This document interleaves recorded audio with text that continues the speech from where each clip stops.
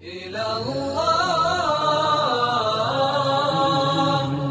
إلى الله إلى الله.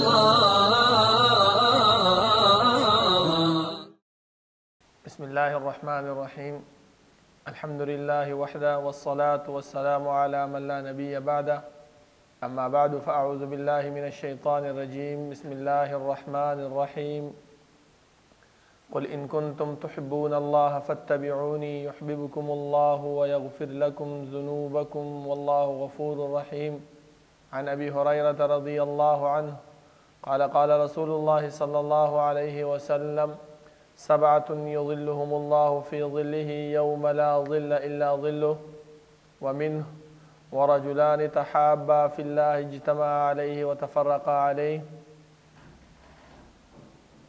زما محترم و مسلمانان ورونو، د الله رب العالمین حمد او ثنا او جناب محمد رسول الله صلی الله علیه وسلم باندې درود و سلام نه بعد، زما محترم الله رب العالمین په مونږ باندې ډېر رحیم او کریم او مهربان دی. د هغې د رحمت او د هغې د مهربانۍ اندازه دې خبرې باندې لګولی شي چې الله رب العالمین مونږ په دې دنیا کې پیدا کړي یو، نو زمونږ د کامیابی او زمونږ د فلاح او زمونږ د نجاح دپاره الله رب العالمین انبیا اکرام راولېږل، هغې له کتابونه ورکړه، صحایف یې ورکړه چې دا خپل امت ته ویسئ او د هغې د نجات ذریعه وګرځېږئ. ورسره الله رب العالمین پیغمبرانو ته دا هم وښوده چې ګوره د قیامت ورځ ډېره سخته ورځ ده، ډېره هیبتي ورځ ده. په دې کې د بچ کېدو دپاره قسمه قسم امور، قسمه قسم صفات به په خپل زندګۍ کې راولئ، نو هله به بچ کېږئ. که نه نو دې سختۍ نه د بچ کېدو هېڅ امکان نشته. زما محترمو، نو د دې د وجې نه رسول الله صلی الله علیه وسلم مونږ ته داسې افعال، داسې اعمال، داسې کارونه ښودلي دي چې هغه مونږ د زندګۍ کې راولو، دنیا کې خپل مقصد وګرځو، نو الله رب العالمین به د قیامت هغه سختۍ، د قیامت هغه هولناکۍ نه به مونږ بچ کړي. هغه مشهور حدیث دی، 7 کسان به داسې چې د الله رب العالمین د عرش د سوري د لاندې به الله وله ځای ورکوي، داسې سوری چې د قیامت په ورځ به هېڅ قسم سوری نه وي، او دا انور به د میل په اندازه باندې به راښکته شوی وي، او هر سړی به په خپلو خولو کې ډوب وي. څوک به تر ګیټو پورې وي، څوک به تر زنګونانو پورې، څوک به تر نامې پورې وي، څوک به تر مرۍ پورې، څوک به خولۍ به تر سر نه اورېدلې وي. دا د اعمالو په اندازه باندې زما محترمو، نو د دې د وجې نه رسول الله صلی الله علیه وسلم موږ ته داسې اعمال وښودل چې ای بندګانو دا عمل په خپل ژوند کې راولئ، نو الله رب العالمین به هم د عرش د سوري د لاندې ځای درکړي. مخکې پروګرامونو کې مونږ هغه نور اعمال ذکر کړي وو چې په حدیث کې راځي الامام عادل، امام عادل باره کې مونږ تفصیلي خبرې کړې وې. هغې نه بعد ورجل قلبه معلق بالمساجد، هغې باندې هم تفصیلي خبرې شوې وې. وشاب نشأ فی عبادة ربه، په دې باندې هم تفصیلي خبرې شوې وې. اوس راځو دې خبرې ته چې ورجلان تحابا فی الله اجتمعا علیه وتفرقا علیه، او 2 کسان هغه چې د الله رب العالمین دپاره محبت کوي، د الله رب العالمین دپاره یو ځای کېږي، او د الله رب العالمین دپاره بیلیږي. د څه مطلب دی زما محترمو؟ مطلب یې دا دی چې یو انسان بل انسان سره مینه او محبت ساتي، نو هغې مقصد او غرض یې دا وي چې الله رب العالمین نه پکې رضا شي، د الله مقصد وي، الله خوشنودي مقصد وي، د الله رضا مقصد وي. څه هغه سړي نه لالچ نه وي، څه د هغه سړي نه څه امید نه وي. لکه نن سبا تاسو دنیا کې ګورئ که نه، څوک چې چا سره مینه محبت ساتي، نو یا به MPA وي، یا به MNA وي، یا به د پارټۍ کې مشر سړی وي چې یاره سبا دا زما په کار راشي، زما څه کار وي، زما څه خدمت وي، نو هغې کې دا زما په کار راشي. نو الله رب العالمین دې هر څه نه منفي وکړه او وویلې چې ورجلان تحابا فی الله. دا فی الله نو مقصد هم دلته دا دی چې د الله رب العالمین د رضا حاصلولو دپاره دا انسان د بل انسان سره محبت کوي. او رسول الله صلی الله علیه وسلم هم فرمایي چې کوم انسان بل مسلمان رور سره محبت کوي، مینه کوي، نو په کار هغه ته دا ده چې ورته ووایي چې وروره زما تا سره مینه ده، ګورې په دې خبره باندې ځان پوه کړه. نو چې هره پوه شي نو بیا به ورسره دغه کې هسې نه ته ورسره مینه محبت ساتې، د هغه په زړه کې بل څه خیال راشي، ځکه شیطان زمونږ ازلی دشمن دی، مونږ سره نښتی دی.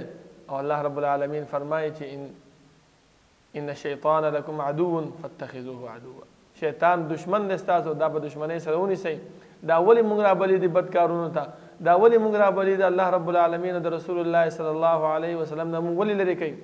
د هغې رالېږلې شوي دین او شریعت نه مونږ ولې لرې کوي؟ د دې د وجې نه الله خپله فرمایي چې انما یدعو حزبه لیکونو من اصحاب السعیر. د دې د وجې نه چې جنت جهنم کې دا یوازې سوځېږي، نو دا وایي چې ما سره ډله برابره شي. نو د خپل د ډلې برابرولو د وجې نه دا چې کوم دی نو خلک ګمراه کوي او خلک د سمې لارې نه اړوي. او بل ځای کې الله رب العالمین فرمایي چې ده وعده کړې وه چې ولأغوینهم اجمعین، چې الله ستا په ربوبیت مې دې قسم وي چې خامخا دا انسانان به زه ګمراه کوم او سمې لارې نه مې اړوم. نو دا خبره هم موجوده زما محترمو. نو د دې د وجې نه دا شیطان زموږ ازلي دشمن دی. نو حدیث کې رسول الله صلی الله علیه وسلم دې طرف ته ځکه اشاره وکړه چې کوم ورور سره محبت ساتي نو هغه ته به اظهار د محبت به کوي. نو اوس راځو دې خبرې ته زما محترمو چې د الله رب العالمین سره محبت انسان ساتي، د الله رب العالمین د رضا دپاره یو انسان سره، نو هغه به څه کوي؟ څه اعمال داسې دي چې هغې سره د محبت فی الله ظاهریږي. نو په ټولو کې اول زما محترمو هغه دا دی چې یو انسان ځان دپاره چې کوم شی خوښوي هغه د بل مسلمان ورور دپاره هم خوښ کړي. لکه رسول الله صلی الله علیه وسلم فرمایي چې لا یؤمن احدکم حتی یحب لاخیه ما یحب لنفسه. هیڅ یو کس مؤمن نشي ګرځېدی. ګوره د ایمان نفي وکړه ده. دومره لوی خبره، دومره لوی حیثیت رسول الله صلی الله علیه وسلم مؤمن مسلمان له ورکړو. هغه په څه باندې؟ هغه په دې باندې چې ځان دپاره څه خوښوي نو بل دپاره به هم خوښوي. چې تاسو پوه د بل دپاره نه یې خوښ کړي نو هېڅ کار نه کېږي. او دا به څه دپاره کې؟ فقط د الله رب العالمین د رضا دپاره. څه مقصد به دې پکې نه وي، څه امید به دې پکې نه وي، څه غرض به دې پکې نه وي. لکه هغه مشهور حدیث دی رسول الله صلی الله علیه وسلم دې طرف ته اشاره کړې ده چې یو انسان دی هغه راځي او د خپل ورور بیمار پرسی کوي، تپوس کوي، څه دپاره؟ فقط د الله رب العالمین د رضا دپاره. دا علامات د محبت دي زما محترمو. د هغه سړي په زړه کې به ستا مینه کینی، ستا محبت به کینی، او الله رب العالمین به د هغه محبت ستا په زړه کې واچوي، ستا محبت به د هغه په زړه کې واچوي. خو دا کله به کېږي؟ دا هله چې کله ته دا کار د الله رب العالمین د رضا دپاره وکړي. دویم زما محترمو هغه دا دی چې ته حرص وساتې، شوق وساتې په څه باندې؟ په دې خبره باندې چې د مسلمان ورور نصیحت وکړي. لکه رسول الله صلی الله علیه وسلم فرمایي الدین النصیحه. دین هغه څه دی؟ خیرخواهي ده.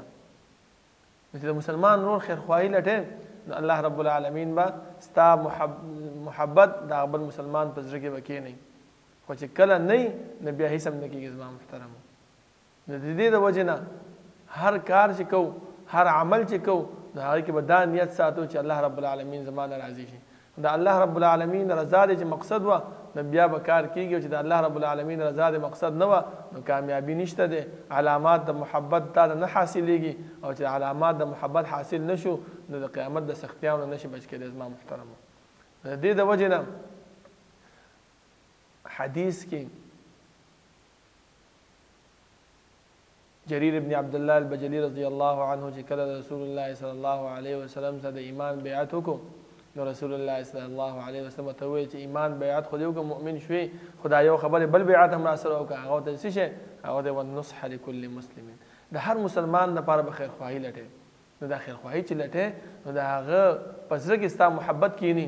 چې ستا محبت کښېناستو نو الله رب العالمین به تا نه رضا شي. او چې راضي شو دنه نو د عرش د سوري د لاندې به د قیامت په ورځ دې ته میلاو شي زما محترمو. هغه مشهوره قصه ده، علماو بیا خپل کتابونو کې ذکر کړې ده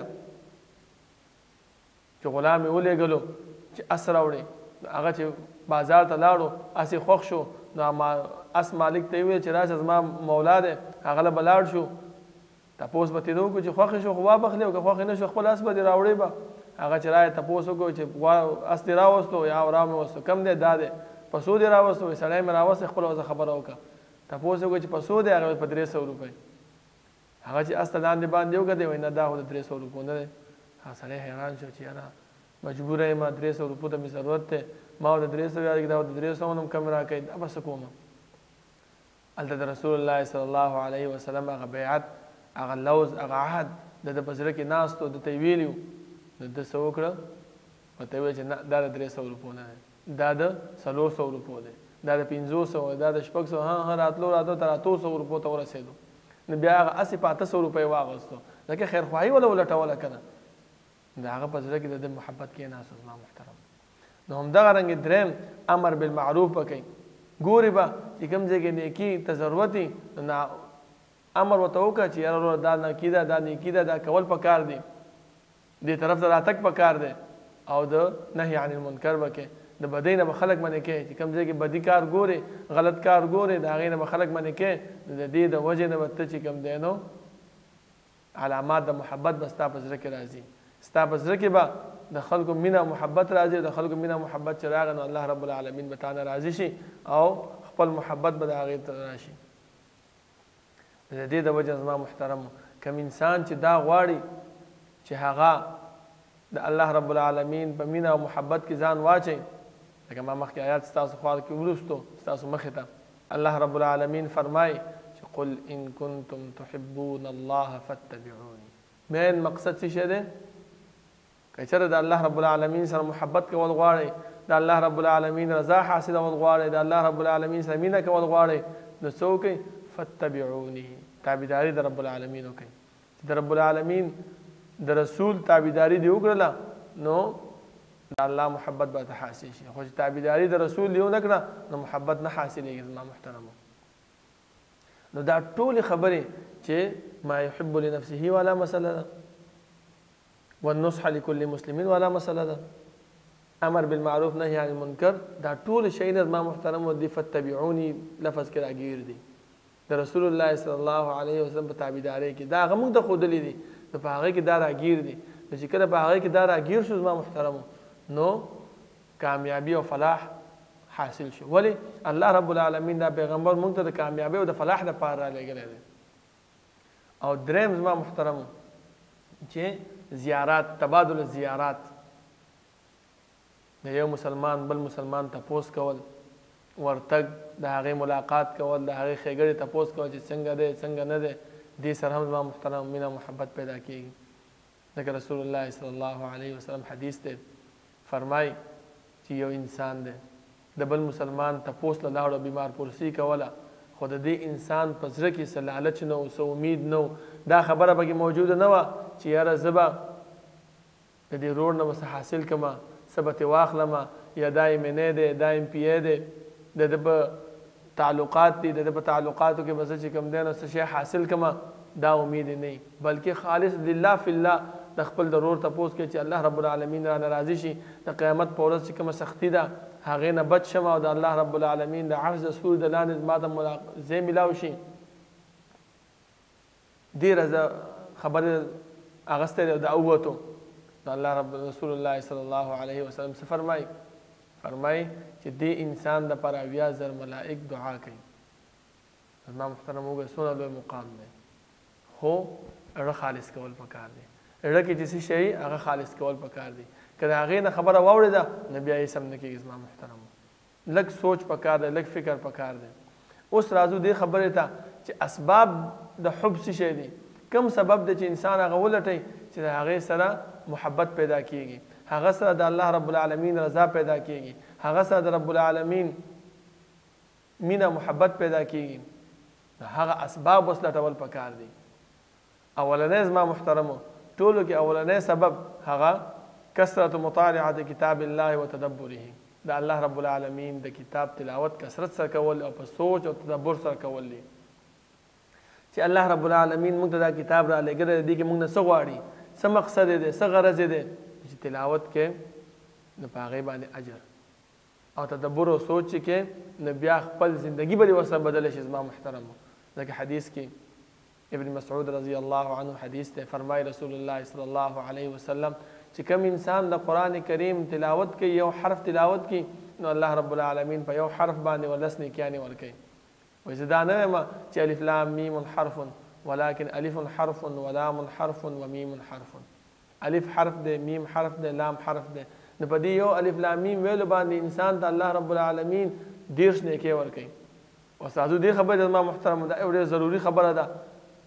دې طرف ته راځو چې نن سبا موږ د الله رب العالمین هغه حقیقي نوم پرېښی دی او ځان نه جوړ کړی شوی نوم خدای هغه راوستی دی په ذهن کې، دل و دماغ کې راوستی دی، په زندګۍ کې راوستی دی. په هغې باندې اجر شته او نه ثواب شته.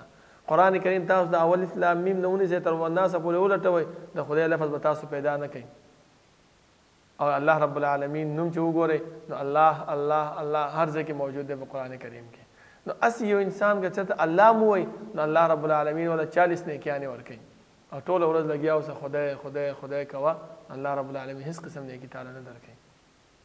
زما محترم موږ ته پکار دی چې د خپلې زندګۍ کې دا نیکي راټولې کړو، دا ثوابونه دا اجرونه حاصل کړو چې زموږ نامه اعمال کې نیکیان نه ډک شي، چې قیامت پر ورځ بیا موږ دا ارمان وکړو چې ها مقرؤ کتابیه، ای مخلوق راشئ وګورئ زما دا عمل نامه، ما پکې دا نیکي کړې وه دا نیکي کړې وه. خو موږ څه کوو؟ شیطان موږ ته چې دی نو بد اعمال، دا بدعات، دا رسومات، دا خرافات، دا د ثواب په نیت باندې موږ ته پیش کړي دي.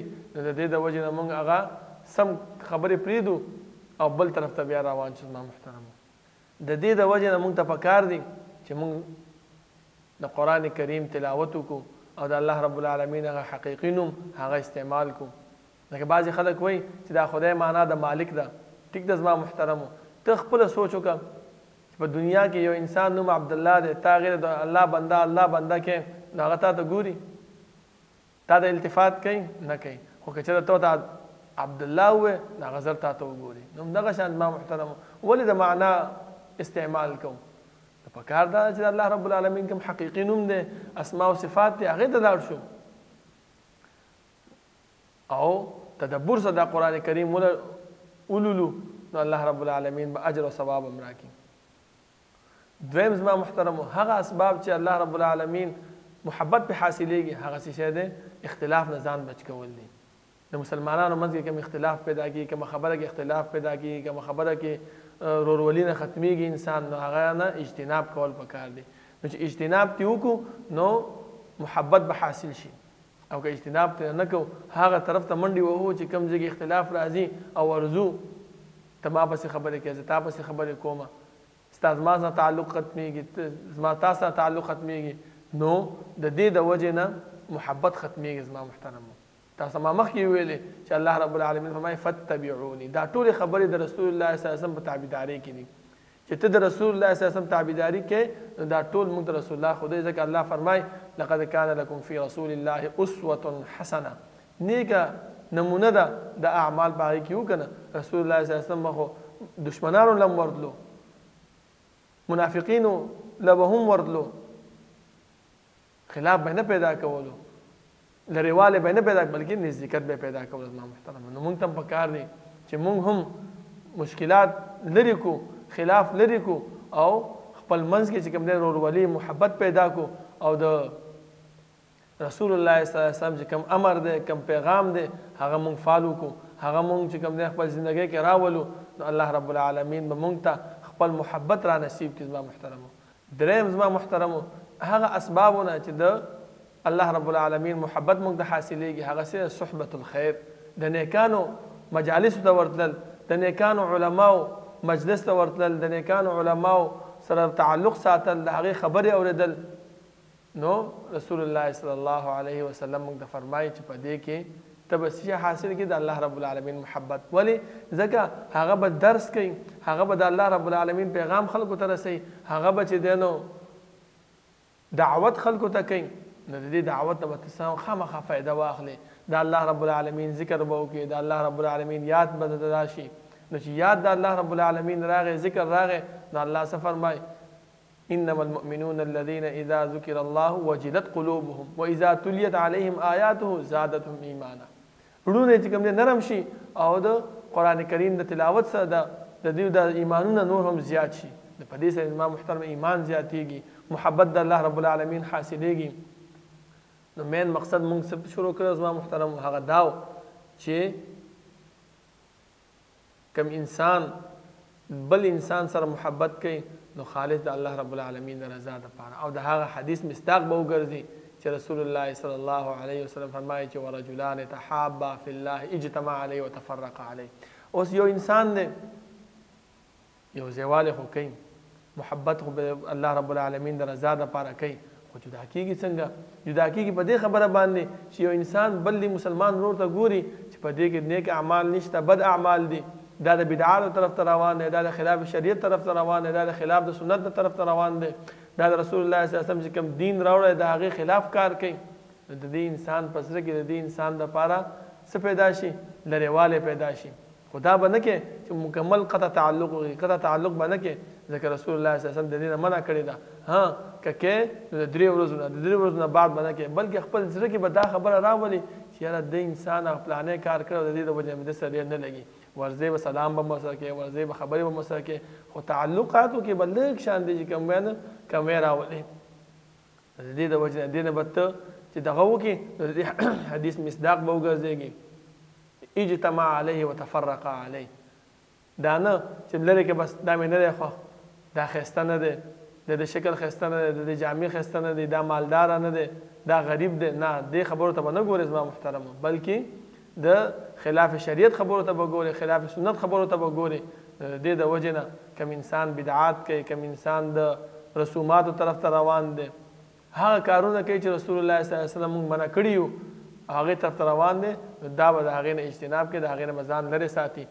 زما محترمو اجتماع علیه وتفرق علیه د دې دا مراد دی چې کوم ما تاسو ته بیان کوم. الله رب العالمین نه سوال دی او الله رب العالمین نه دعا ده چې الله رب العالمین دی زمونږ په زړونو کې د الله رب العالمین رضا او د الله رب العالمین خوشنودي واچوي او د الله رب العالمین هغه اعمال چې هغه ته خوشحالېږي، هغه د رضا پې حاصلېږي، هغه زموږ زندګۍ کې راولي. اقول قولي هذا واستغفر الله لي ولكم ولسائر المسلمين. إلى الله إلى الله إلى الله إلى الله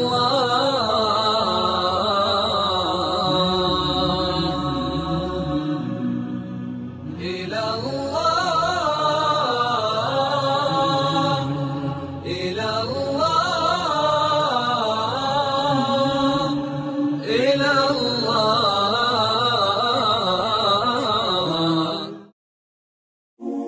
د پیغام پښتو ټي وي ځانګړي او مستند معلوماتو باندې مبني بشمیره تعلیمي او دینی ویډیوز لپاره زموږ پاڼه سبسکرایب کړئ او زموږ د نوي ویډیوز نه د اپډیټ لپاره په بیل آیکن کلیک کړئ.